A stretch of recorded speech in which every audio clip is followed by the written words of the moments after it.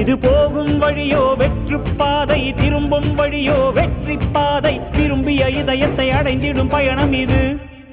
கடல் தாண்டும் பறவைக்கெல்லாம் வழியில் மரங்கள் கிடையாது, ஆனாலும் கண்டம் தாண்டும் சிறகுகள் வலிக்காது.